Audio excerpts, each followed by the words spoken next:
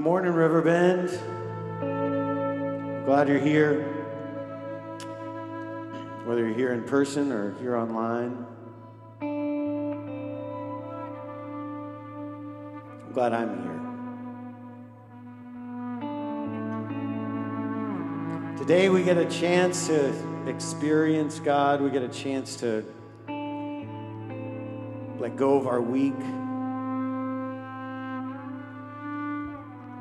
We get a chance to open up our mind.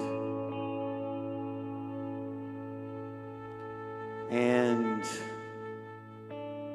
I want to encourage you to be open to that. I want to encourage you to just be open to pushing in and this being more than the thing you're doing on Sunday, this being more than the thing I'm doing on Sunday.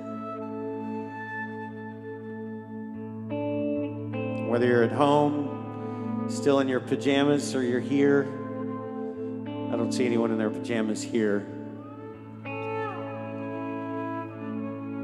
Just want you to feel comfortable. I want you to know you're in the place you're in a good place.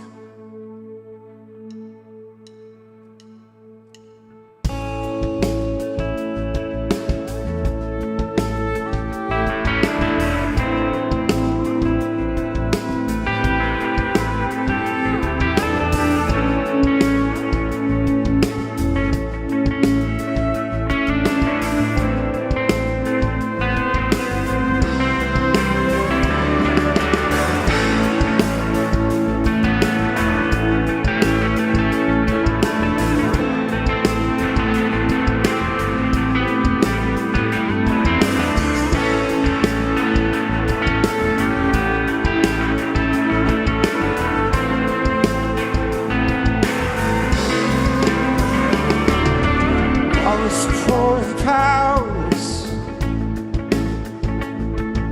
all us lost and lonely,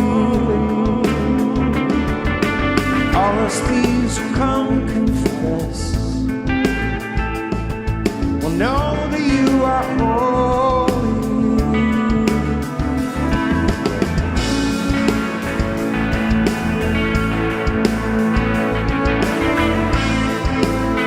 God, you know what we're bringing in this morning? You know where we're at on our journey? Just meet us where we're at today. Sing that again. All us poor and powerless, 'cause we are and all us lost and lonely. All us thieves will come confess, know that you are holy. We will sing. All will sing out, hallelujah. We will cry out, hallelujah.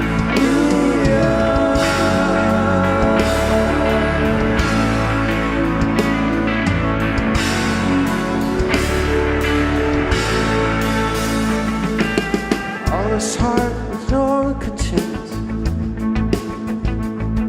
and all who feel unworthy,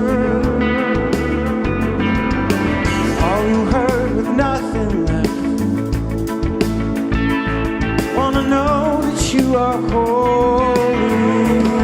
All will sing, and all will sing out, hallelujah. We will cry out,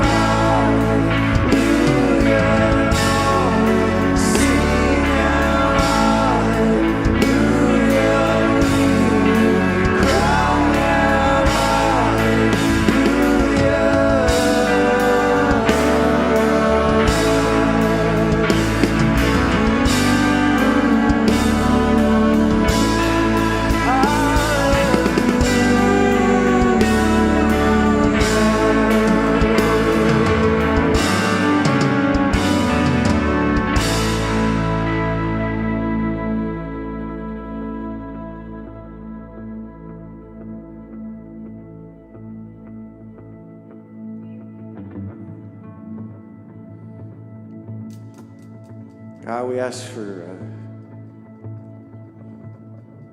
you to be in this room that we're in this morning.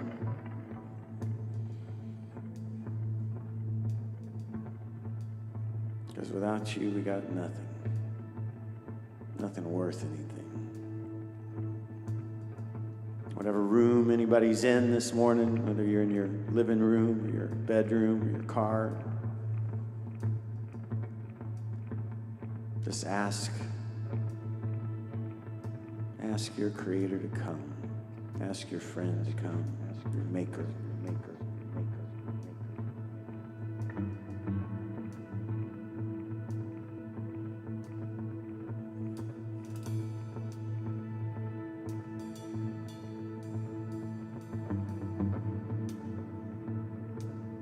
This next bridge we're going to sing, a lot of times a spiritual path is a real private thing for us. It's a real, I know for me, it's a very internal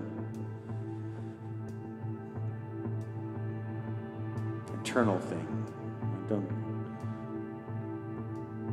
don't talk about it to a lot of people unless they're wanting to talk about it. And what we're singing here, though, is about passion. Just like when you fall in love, just like when you have kids. What we're asking God for in this next part is for passion.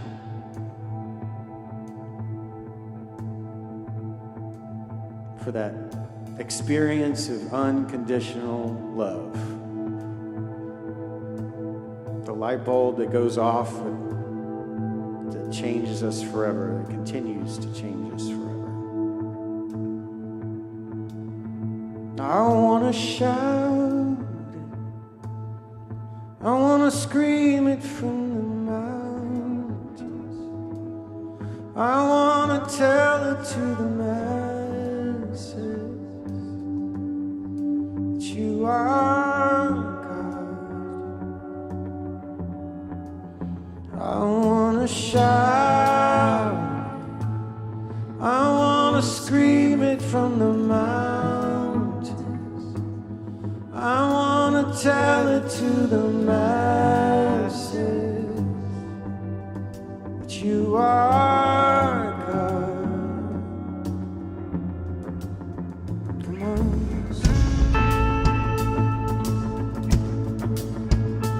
Want to be passionate. Want to get rid of my filters. Want to get rid of my fear. Want to get rid of my apathy.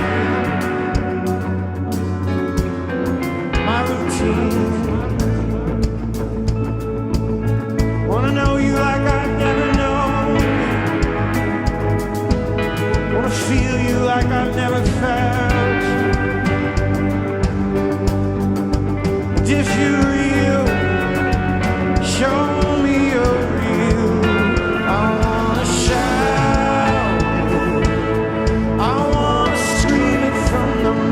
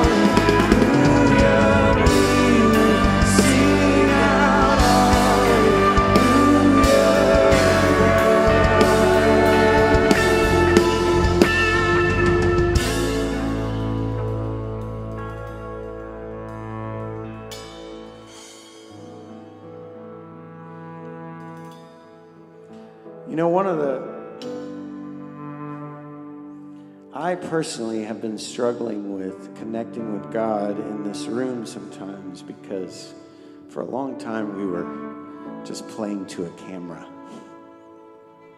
And it was really weird. And I tried to visualize some of you on the other side of that. We contemplated putting pictures of you. And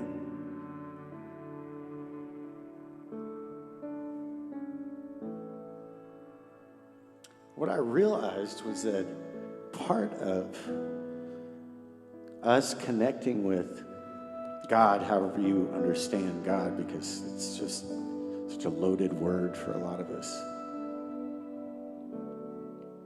is that doing it together can be kind of uncomfortable and weird and vulnerable, but it also makes us feel not alone. It makes us feel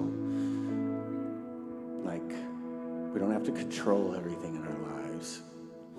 It gives us that sense of we're in this together, and it's a really important thing, especially right now. So, since we do have people here, some of you are here, and some of you are there, and I'm glad you're watching online. It's not a bad thing to be online. Sometimes I'm jealous because you're still in bed. But I wanted to start out today with this series, we kind of do the music up front, and then Dave speaks. And I want to start out with, it's my buddy Wes. Wes gets this one. I want to start out with some gratitude today. Dave, good to see you, dude. And I've got a mic here. I'd like to just take some time for you to come down, and every time you speak in this mic, Jay's going to wipe it down with some antimicrobial chemical stuff that hopefully won't harm you while you're talking in the microphone. But just one of the ways, the easiest ways or best ways to connect with God, connect with each other, connect with ourselves is just by expressing some gratitude. And it puts us in a different place than we were in before we did it. And so I wanted to start with that, and I wanted to give some time for 5 or 6 of you to come down and just tell God what you're grateful for. And it doesn't have to be big, just what it is, and to get us focusing on that. So we're going to play for a little bit. We got a mic here. Try to keep it short, but just help us know what you're grateful for. And that puts us all in that place. So we'll wait for a few of you to do that.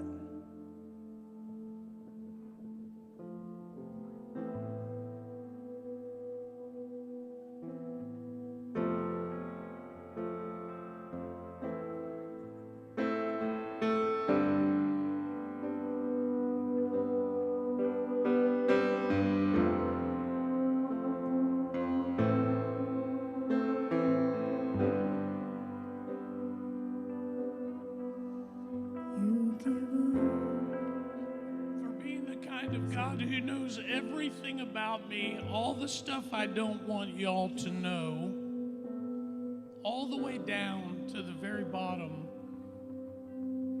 and then still say the thing that makes you the happiest is that when I come to be with you and climb up in your lap,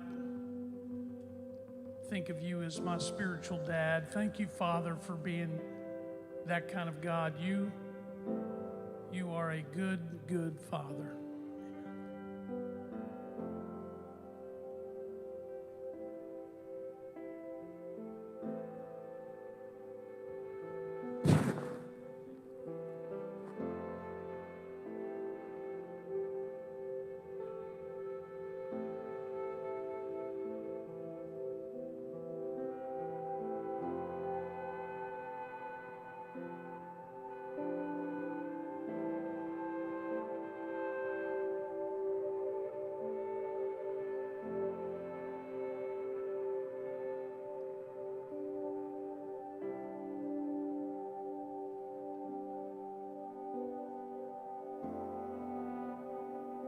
I'm going to do what I hate to do the most, which is stand up here.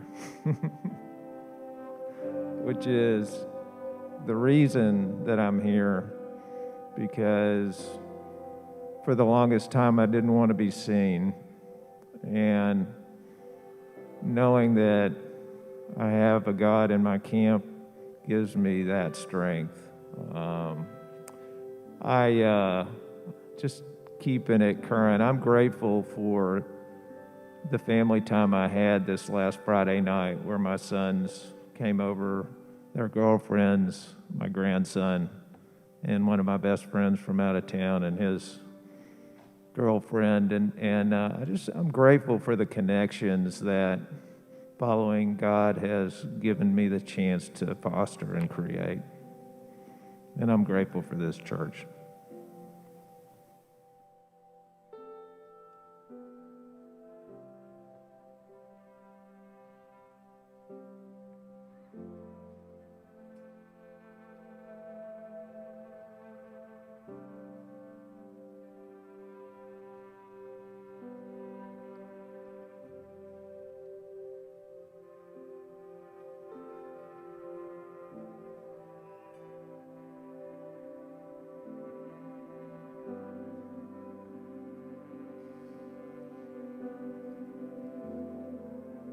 I'm grateful for this church family, my church family. I'm grateful for my immediate family, for my wife, for my faith. I'm grateful for 37 years of sobriety.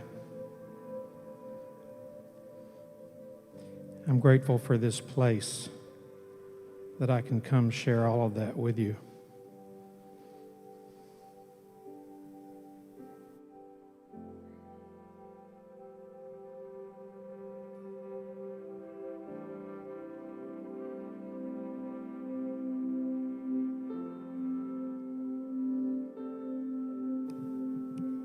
I'm grateful for my daughter and for my family and for this church, this beautiful place, and for my health and for God's protection over me and everyone I love.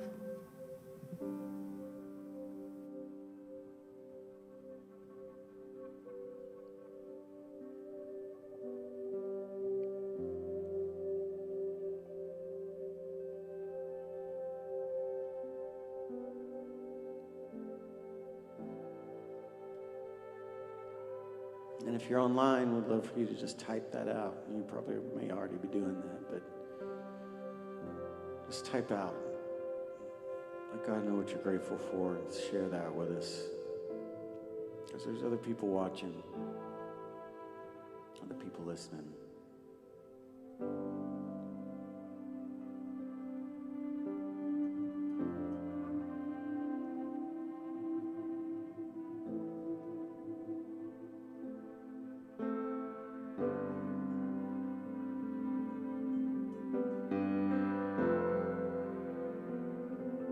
Maybe one more person want to come down and tell us.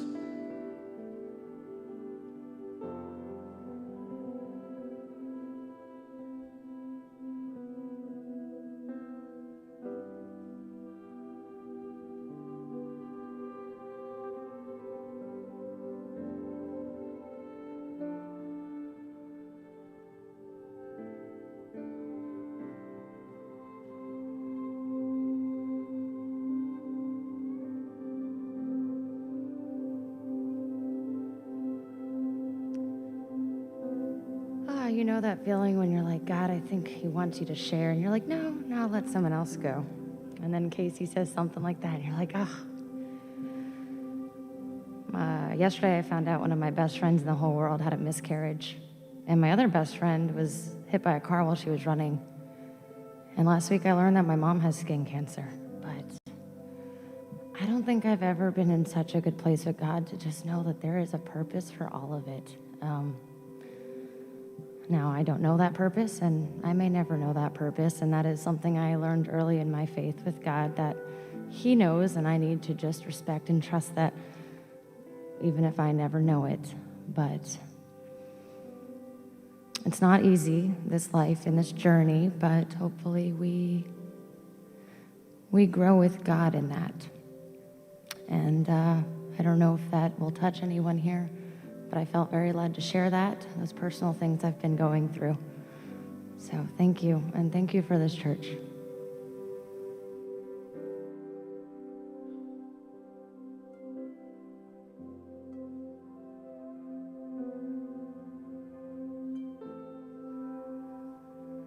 So, Casey, I totally missed the question. I walked in late, had my cold brew though, so I'm thankful for Starbucks. I am thankful for this world opening up again finally, and that you open the doors to all, no matter what backgrounds we come from. That's a significant part of Riverbend. And thankful for my family and just being an uncle. I have 4 kids of not my own, thankfully.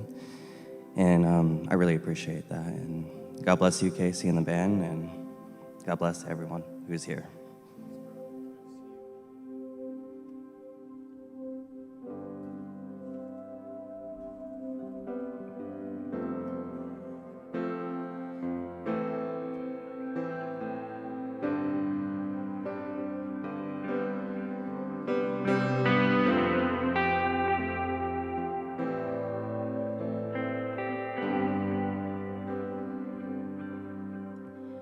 You give life, you are love, you bring light to the darkness, you give hope, you restore every heart that is broken. Great are you, Lord. It's your breath in our lungs, so we pour out our praise, pour out our praise. It's your breath in our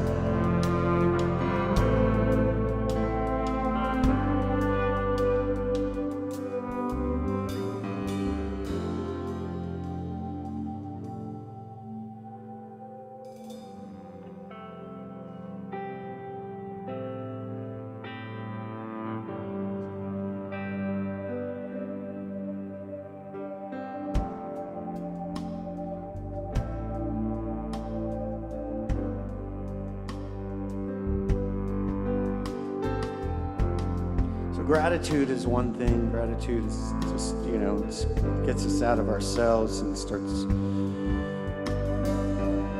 making us let go of the kind of cycle of cup half empty, cycle of the negative that can happen. Another thing, though, that helps me, and in all relationships it helps,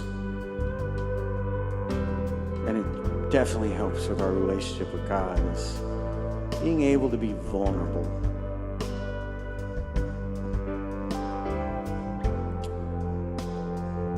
There's thousands of years of Christian religion have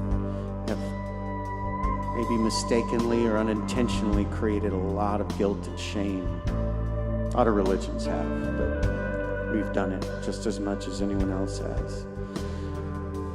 And that was never Jesus' intent for us. At least it's not my belief.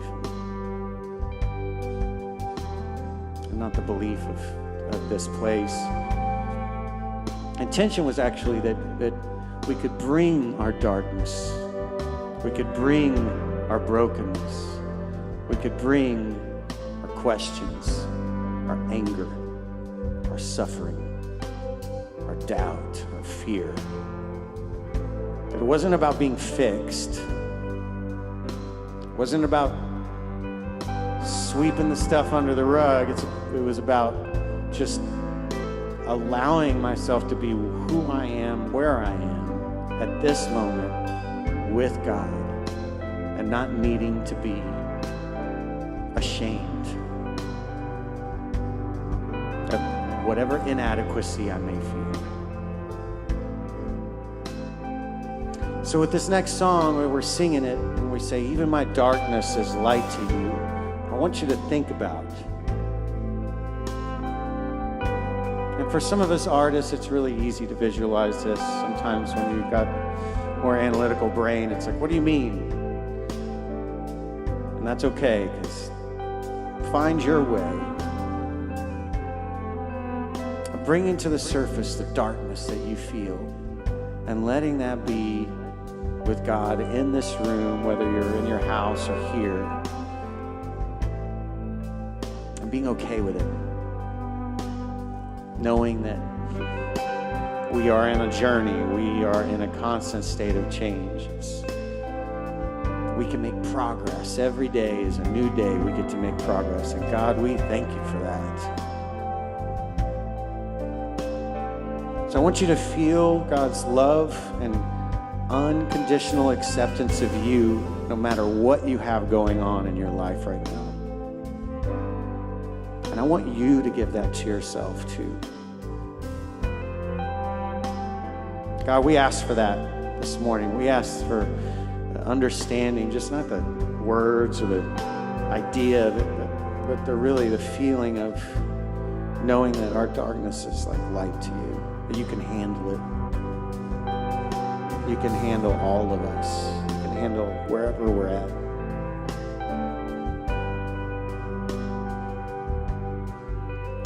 My hope has found its resting place, and I'll search no more. My hope found its resting place, and I'll search no more.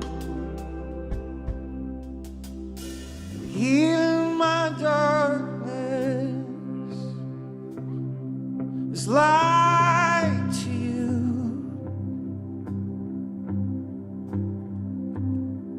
Yeah, even my darkness is light to you. From the deepest of depths to the stars above,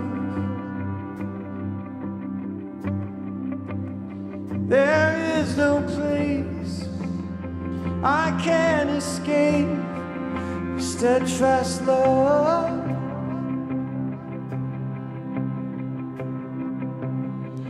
It's hard to believe it when you say that it's true.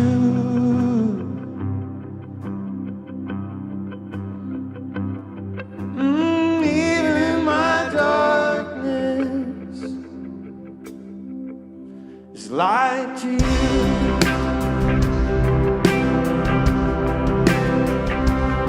My hope is found its anchor safe in your rock. It holds.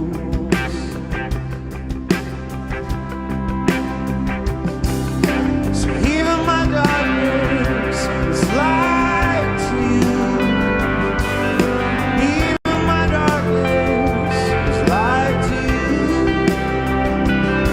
From the deepest of depths to the stars above, there is no place I can escape your steadfast love. And it's hard to believe it, but you say it's true. Yeah, even my darkness is light. It's light to you.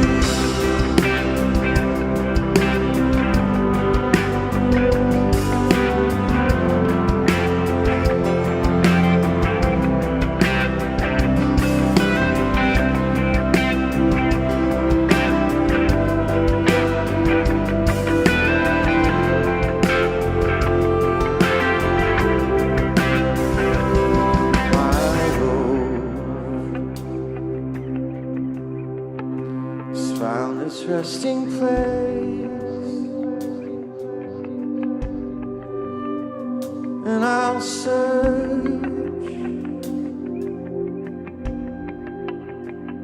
no more.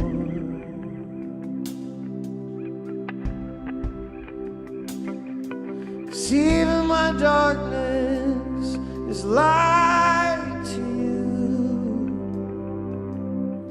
Even my darkness is light to you. From the deepest of depths to the stars above, there is no place that can escape your steadfast love. It's hard to believe it, but you say that it's true. Sing this last line to him. And even my darkness is light to you.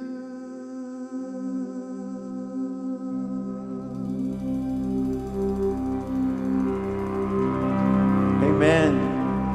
You guys may be seated.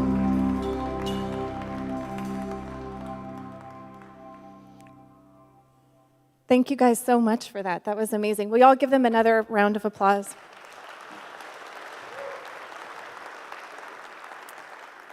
Welcome, Riverbend. Whether you are here in person or you're joining us online, we are so excited to have you here with us this morning.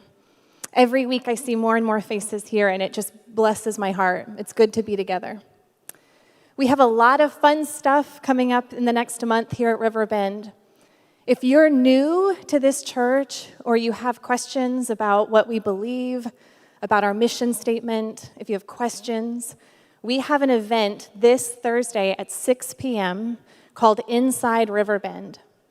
And it is an intimate gathering, an incredible opportunity to ask questions, to meet Dr. Dave Haney, to meet our pastors, to get to know our ministries a little bit better. So if you are interested in that, you can check out more information and register online or through our app. Our women's ministry is really excited to announce that we will have our first in-person gathering called Welcome Back to the Table. That's happening on May 4th. I hope to see you there. If you've been involved in women's ministry or you just want to get started, that would be a great opportunity to get to know us. We have baptisms, which we haven't had for over a year. I'm really excited. Those are coming up again. We'll have baptisms for every age on Mother's Day, May the 9th. We'd love to see you at that as well. Riverbend has continued a good work in this city, despite hit after hit in our city, in our country, in our community. We have been a place of safety and refuge for so many.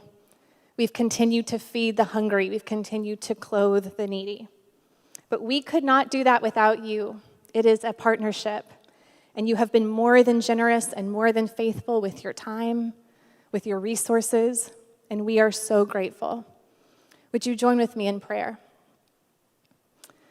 Father, we thank you for the light that you see in us, that even in the midst of darkness, even in the midst of despair and brokenness and loss, you are writing a better story. I pray, Lord God, that every person here would see how you've written their story.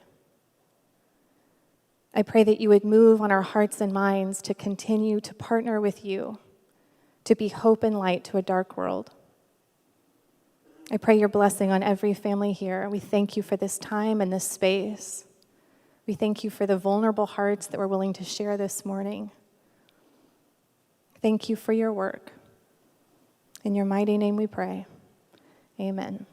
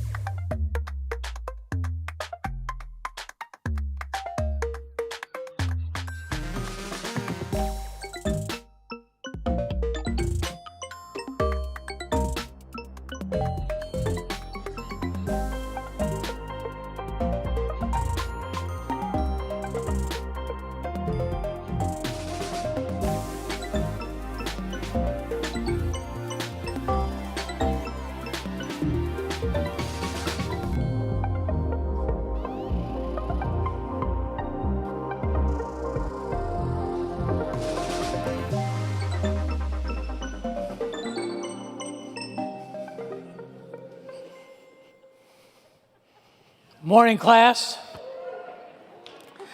Welcome to Riverbend University. This is a class we are calling Riverbend 101, or more succinctly, why Riverbend? What is our point? What is our mission? What is our purpose? And today we are in the laboratory because we are going to explore the science of Riverbend. We began last week with a conversation about what is Riverbend all about. And we like to think of ourselves as a culture of misfits, of dissidents, of outcasts, of rebels, of renegades. And we pattern ourselves after who we believe Jesus to be, particularly a thumbnail of Jesus that we get from one chapter of the Gospel of John, or considering what it means to be the church of the John 8 Jesus. And so today, our physics and faith converge as we come to John chapter 8, verse 12, where Jesus makes the ridiculous assertion that he is the light of the world. I am the light of the world, and whoever follows me will never walk in darkness, but will walk in the light of life. This preposterous instruction 2,000 years ago probably was understood simply metaphorically by the people 2,000 years ago. They didn't really understand the physics of light. They just understood that there was a difference between light and dark, and metaphorically, light was good, dark was bad. So he was saying, I am the light in a dark world. Now, 2,000 years later, we understand a whole lot more about the physics of light. We understand that light is a paradox, that light is made up of both particles and waves. And it's profound when you think about it. Before that was ever understood, Jesus was saying, I too am a paradox. I am a divine and human paradox. I am 100% God and 100% man, just as light is both 100% waves and 100% particles. We understand that light is a constant throughout the universe. In fact, our understanding of the nature of light and the energy of light helps us to understand the parameters of time and space. It was Albert Einstein who used the constant, who saw a constant in the universe, the speed of light in a vacuum, to make the assertion of his theory of relativity, E equals mc squared, c being the constant, the speed of light. We also know that light is more than meets the eye, that light itself just has partially a visible spectrum, and then beyond what we can see, what we can experience visually, there are ultraviolet and infrared forms of light that we can't necessarily see with the naked eye. And this reminds us how profound that statement was, that I am the light of the world. And so we want to conduct some experiments this morning to kind of understand a little bit more about the physics of light and, in that sense, the science of our faith. Because what we want to talk about is the science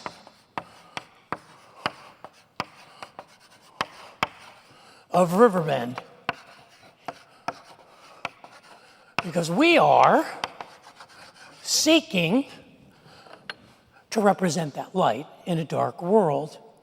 Now, the first experiment we want to do is a very simple experiment, and I've had problems pulling this off, so we're going to darken the room. And perhaps you are familiar with the effect of a prism on light. If you shine light through a prism, and I can get it just kind of at just the right angle and attitude, I can begin to capture on the board here the spectrum of light. And seeing some of that? Seeing some of that? There. You got it? Got a little bit? There? See, the colors that we call the colors of the rainbow that most of us learned in elementary school science are red, orange, yellow, green, blue, indigo, and violet. If you have a problem remembering that, that's Roy G. Biv. And what's going on as the light is bent through this prism is it is what is called refracted. It is put at an angle because of the density of the prism. And what's technically going on optically is what's called chromatic dispersion. And the different wavelengths, the different colors are seen as they interact with the material in the prism. And so we can see sort of the light as it is refracted, as it is bent, as it is defined in ways that we didn't normally see. And so I want to suggest that if we as a church, if the science of Riverbend says we want to represent the light that is Jesus in a dark world, it involves us doing two things. One is to refract the light, and the other is to reflect the light. Why we are the way we are is because we are seeking to bring light and hope and illuminate the darkness. So before we talk about this and conduct some more experiments, would you pray with me for a moment? Father in heaven, I would ask that the words of my mouth and the meditations of my heart would be pleasing in your sight, that you would use your words spoken by your servant, anointed by your Spirit, to illuminate us, to remind us of how you work through us and how you use us to bring light and hope and life in a desperate and dark and struggling world. I pray that we would be illuminated today. For we ask this in Jesus' name. Amen. Now, the story of Jesus that John the Apostle wrote is a very intentional story. It's not random. It follows a very specific agenda. And if you read through the Gospel of John, you'll notice that he mentions 7 signs and 7 statements. The architecture of the book of John is literally laid out according to the record of 7 miracles or 7 signs and 7 I am statements. The 7 signs, the 7 miracles that John records, the first one is the turning of the water into wine. He then records the miracle of the healing of the official son in Capernaum. And then he records the healing of the paralytic in Bethsaida. The next miracle that he records is one that all the other Gospels record, the feeding of the 5,000. And in that same chapter, it's followed by the miracle of Jesus walking on the water on the Sea of Galilee. The next miracle is a miracle of the healing of the man born blind. And the last miracle, the last sign that John records is the penultimate miracle, the raising of Lazarus from the dead in John chapter 11. But John weaves into the architecture of the story of Jesus 7 statements, 7 I am statements. And these are very profound in the Jewish culture because God introduced himself to the people of Israel through Moses as I am, as Yahweh. So when Jesus uses the Greek phrase, ego eimi, I myself am, he's referencing that. When he says, I am the bread of life. When he says, I am the door, or I am the gate, I am the good shepherd, he says. He says, I am the resurrection and the life. I am the way, the truth, and the life. And I am the vine in John chapter 15. But the second of those 7 I am statements is what we come to in John chapter 8, verse 12. I am the light of the world. So what does it mean, I am the light of the world? What does it mean to us? Because I think the science of Riverbend, if we want to be people who are bringing light into a dark world, this is the source of our light. So what does that mean? I think, first of all, it means that we refract the light. We explain the light. We express the light. And I want to suggest that the idea that Jesus is saying, I am the light of the world, is one of those needlepoint phrases, a bumper sticker phrase. I don't know if your grandmother did needlepoint. My grandmother did needlepoint. I can imagine my grandmother having a pillow in her parlor. Does anybody have parlors anymore? My grandparents had a parlor in their house. It wasn't quite a living room, and it wasn't quite a dining room. It was kind of an in-between room. I never understood it, but if you were sort of an important person, you had a parlor. My grandparents loved their parlor. And on the parlor, there was a sofa that you couldn't really sit on if you were a kid. And on the sofa that you couldn't sit on were pillows that she had needle pointed. And I could see a needle point that my grandmother would have made saying, I am the light of the world. It would have been like one of those signs she would have hung in her kitchen, like that says, bless this mess. And the house rules, no fussing, no cussing, no back talking. It would have hung there, I am the light of the world. But the rest of John chapter 8, the next 8 verses in John chapter 8, verses 13 to 20, are inexplicably difficult. They barely make any sense. He makes this profound statement, and then John goes off the deep end and has this deep theological conversation. It is 8 verses of spiritual navel gazing. It is a conversation between Jesus and the religious leaders, and there's no needle point in it at all. But there's diamonds in the dung here. Listen to what it says in John chapter 8, after he says, I am the light of the world. The Pharisees replied, you're making those claims about yourself. Such testimony is not valid. Jesus told them, these claims are valid, even though I make them about myself. For I know where I came from and where I am going. But you don't know this about me. You judge me by my human standards, but I do not judge anyone. And if I did, my judgment would be correct in every respect because I am not alone. The Father who sent me is with me. Your own law says that if two people agree about something, their witnesses are accepted as fact. I am one witness, and my Father who sent me is the other. Where is your Father? They asked. Jesus answered, since you don't know who I am, you don't know who my Father is. If you knew me, you would also know my Father. Jesus made these statements while he was teaching in the section of the temple known as the treasury, but he was not arrested because his time had not yet come. Ooh, let's crochet that in a rug. Let's take those verses and have a deep devotional study. What in the wide world of sports is going on there? You make this profound statement about I am the light of the world, and then we're bored to tears because you have this conversation about theology with these religious leaders. What Jesus is doing there is he's refracting the light. What he's doing is he's passing the light through the prism of the religious leaders. And what it does is it breaks down into three primary colors. And it's represented by three important words in those 8 verses. The first one is the word martyreo.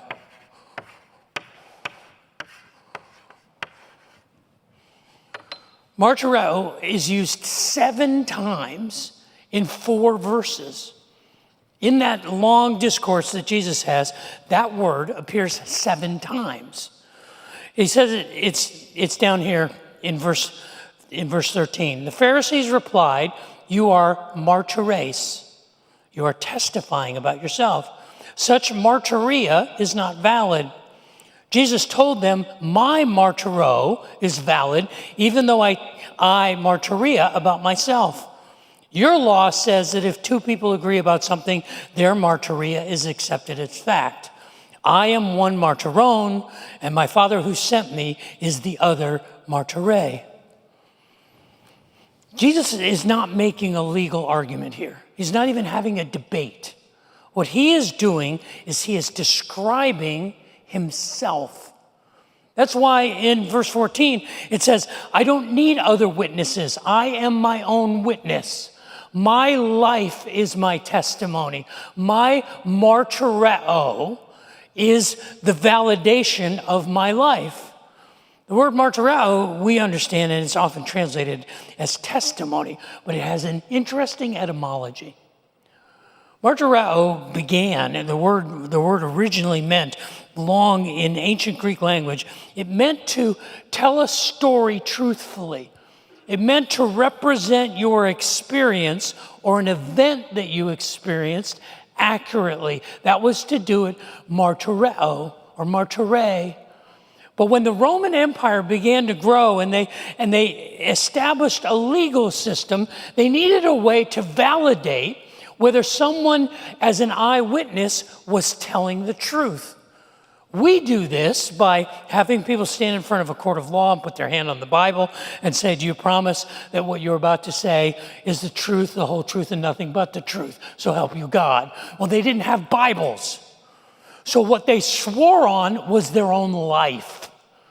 To be a martyreo meant that you would swear by your own life that what you were saying was true. That you would say, I swear on my children and on my family and on my life, you can kill me if what I am saying is not truthful. So that by the time that Jesus was alive and the time that John wrote the gospel, the word martyreo carried this idea of a willingness to sacrifice in order to validate what you were saying was true and right. By the time that the early church began to stand up and share their martyreo about the resurrection of Jesus, and many of them were killed for holding on to that testimony, the word eventually came to mean a person who was willing to sacrifice everything for their beliefs, for their convictions. In fact, the word is simply transliterated into the English language as the word martyr. If you are willing to die for what you believe, you are a martyreo. And Jesus is saying, my martyreo is my life. My life and my testimony, my story, who I claim to be, is validated because I stake my life on it. You want to know why Riverbend exists? Riverbend exists not just to talk about the light, but to be the light. We exist in order to do what we say we believe. It is part of the character of Riverbend not to just talk about what we believe, but to show people what we believe. You know the phrase, actions speak louder than words. I don't care how much you know till I know how much you care. A picture is worth 1,000 words. Why is Riverbend Riverbend? Because we are refracting the light. We realize that it doesn't, we can say anything we want, but the validity of our belief you will see in our lives. That's what it means to shine the light in a dark world. It means to live what you actually say you believe. The second word is the word krino. Krino is used 4 times in just 2 verses. Down in verse 15, it says, "You krinete by human standards. I pass krino on no one. But if I do krino, my krinis would be correct in every respect because I am not alone. The Father who sent me is with me." Krino, I believe, and this is sort of a risk that I take theologically, I believe that krino is a homonym. Do you know what a homonym is? A homonym is a word that, depending on how it is used, can mean 2 different things. If I say, "Bring me my bat," and you come back with a winged nocturnal rat creature, I will say, "That's not what I meant. I meant that stick of wood that I hit a baseball with." Both words mean bat. One means a critter, one means a stick. Or a homonym can be a word like BOW. If I say, "The king walks up and you should bow down," that's one way to say it. But you spell it exactly the same way when my daughter comes and she says, "Would you put a BOW in my hair?" We say bow. It's exactly the same word, but it's pronounced differently. It's like the word sewer. If there's a difference between a sewer and a person who sews clothes, who is a sewer? Exactly the same word, spelled exactly the same way. The context and the pronunciation tells you that it's different. Sometimes a homonym can be a homograph or a homophone, where it is a word like ate, A-T-E, or the word eight, E-I-G-H-T. 2 very different words that sound exactly the same. Or you can ask Justin Timberlake to sing you a song and hear a homonym, which is bye, bye, bye. One is B-Y, one is B-Y-E, and one is B-U-Y. 3 different words. I believe that krino is a homonym. You see, krino had 2 different meanings. One of the meanings of krino was to judge. Like I decide right or wrong, good or bad, good or evil. I krino something by judging it, by passing a judgment and deciding for or against something. That's to krino something.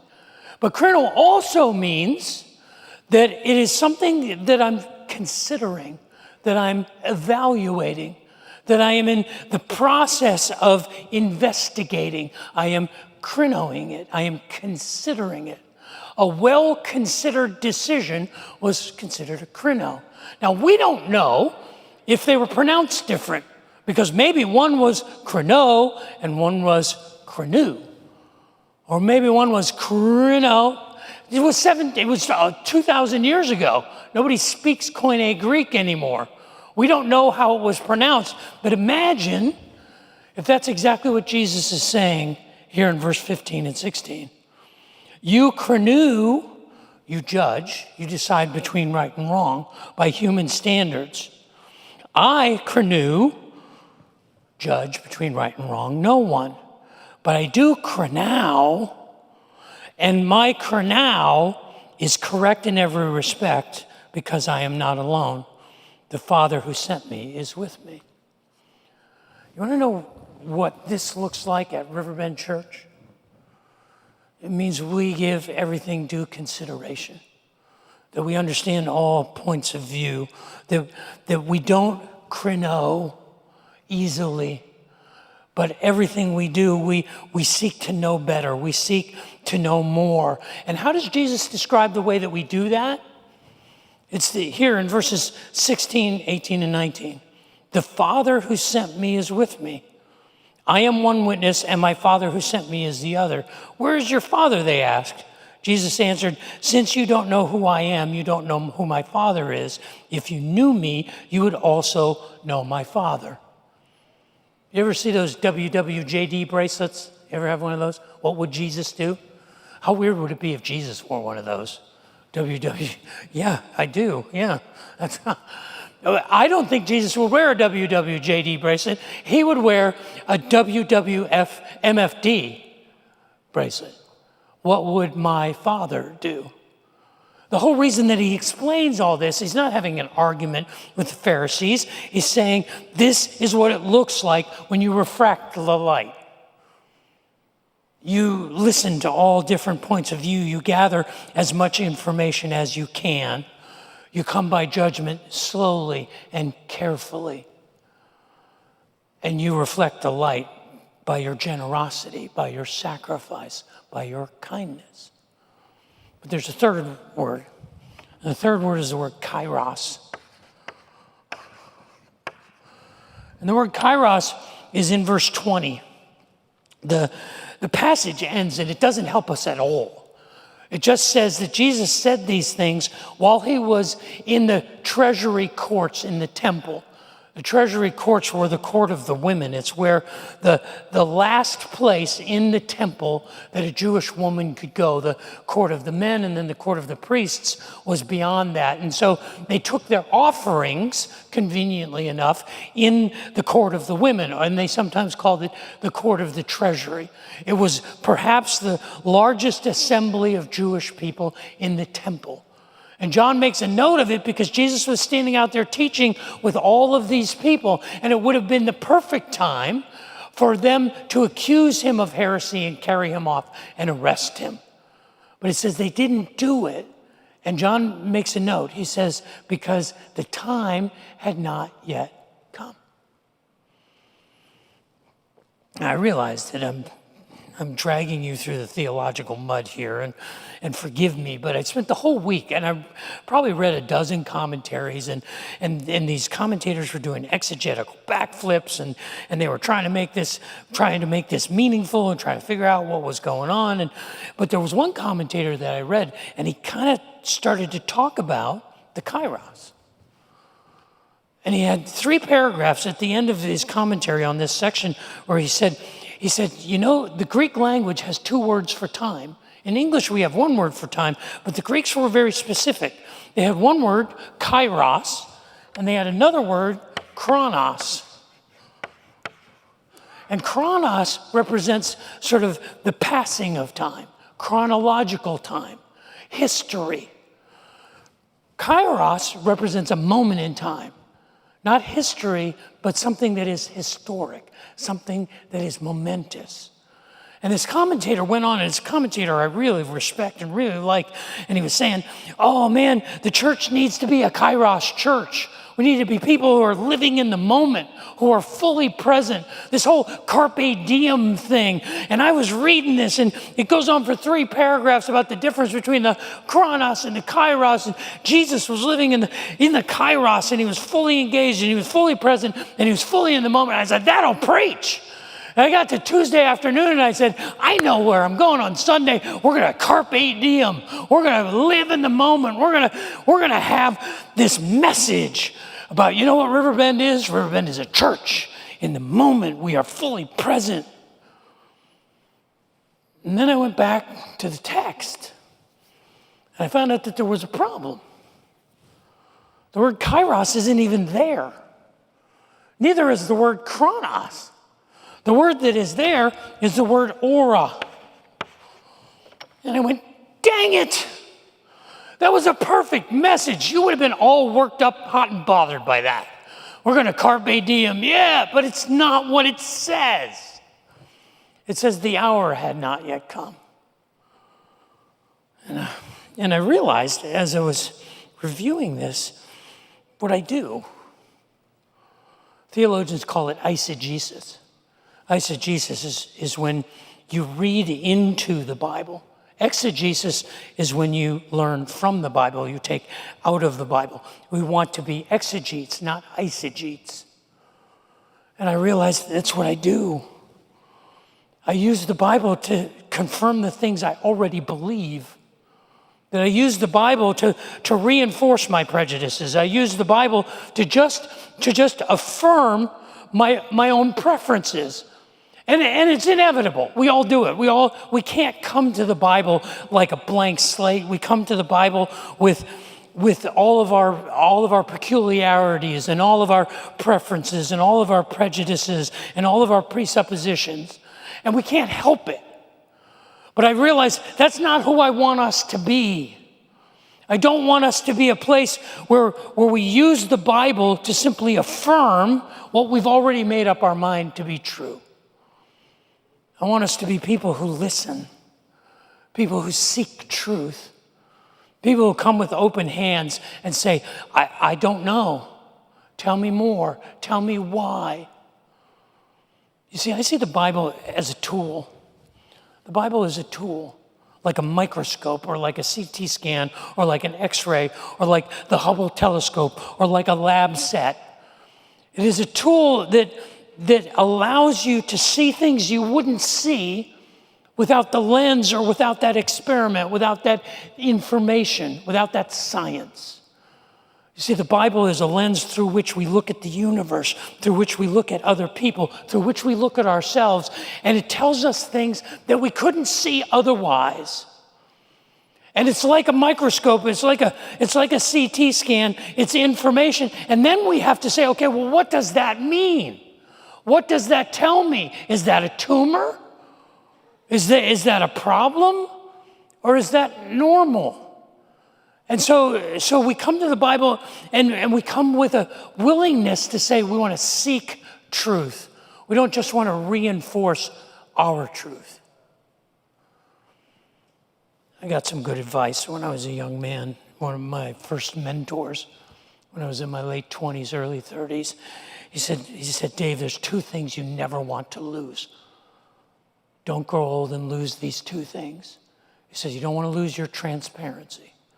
And you don't want to lose your teachability. Because as long as you are teachable, you will always seek truth. And then he gave me that famous axiom, as long as you're green, you will grow. It's when you are ripe that you begin to rot. And I realized that's what I was doing with Kairos. Now, this isn't actually here. That's the problem. It's not actually there. So I can't really preach the lesson about living in the moment, but I was reminded, and I'm reminding us of who we want to be. Why is Riverbend the way it is? Is because we want to be seekers of truth. We don't want to bring our presuppositions in other than to examine them. Now, this is really hard. Even if we have two, we have more than enough light to refract. If all we do is we live out what we believe, if we are people who refract the light of Jesus as martyreo, as a witness because of our willingness to lay our life on the line, to serve and to care, to be kind and to be generous, that's what it means to show that light. It also means to be considerate and to not be quick to judge, but to be well informed. But all of this is impossible. Because Jesus said, I am the light of the world. And so we're refracting who he is in us, but we're also doing something else. We're reflecting it. We're called to reflect the light. We're not the source of the light. We simply reflect the light. Now, I had our facilities guys build me this mercury halide, or this metal halide lamp set. It's a 400-watt metal halide bulb, and a metal halide bulb is an arc inside of that filament there, and the bulb is filled with mercury vapor and either iodine or sodium. I'm not sure which of these. And as that arc heats up, it starts to ignite the gas that is trapped in the vacuum inside of this bulb. And so as our guys were making it, Joe is our facilities manager, I said, Joe, can it blow up? And he said, most of the time, no. And so I said, what do you mean most of the time? He said, well, it would be unusual. And I said, that can't be good. So I checked, and here's the warning on the metal halide bulb box.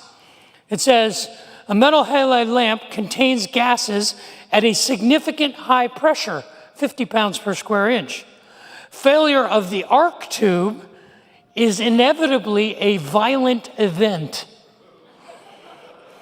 Fragments of arc tube can be launched at high velocity in all directions, striking the outer bulb of the lamp with enough force to cause it to break. If the fixture has no secondary containment, such as lens, bowl, or shield, which this does not, then the extremely hot pieces of debris will strike people and property close to the light, likely resulting in serious injury, damage, and possibly causing a major building fire if flammable material is present. I am flammable material, in other words. So I made this little shield, and I'm not sure it's going to protect you, but it's going to safeguard your eyes. Because this bulb burns at 36,000 lumens. It's as bright as a flash. And once it is fully ignited, after a few minutes, when it is at its brightest, you can't look directly at it. It's too bright. But even hidden behind this shield, you can see the light, can't you? Reflecting off of me. See, if I were to take a mirror like this, and I were to kind of catch a hold of the reflection and flash it up on the ceiling up there, or flash it at the camera right there, or flash it at some of you sitting right there, you say, oh yeah, I see that light. That's the church. That's why we're annoying.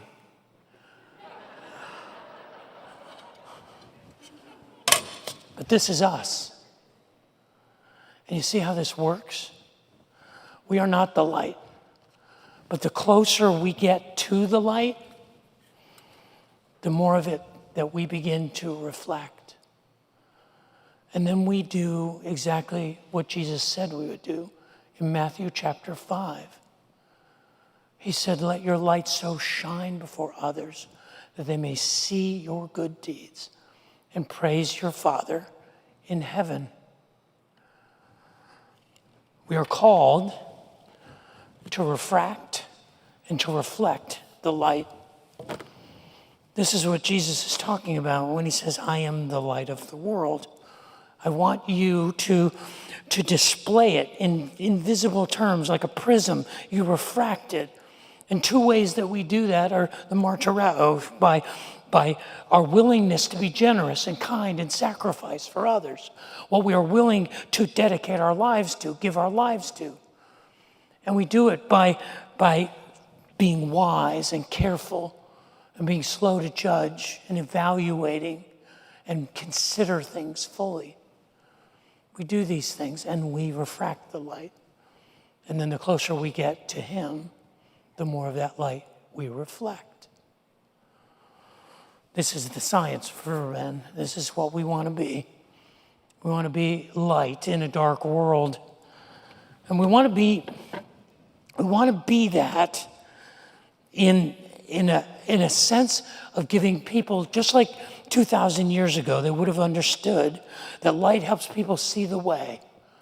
The light guides them in confusing times. This is who Riverbend is. This is who we aspire to be. Next week, we'll continue our class, Riverbend 101, and we're going to wrestle with why is it important to be not just out of our minds, but also out of this world. But that's next Sunday. Hopefully you'll join us again next week. Thanks for being here today. Hopefully you'll have a good week. Go, bless others as you have been blessed. That's all I got for today. Class dismissed.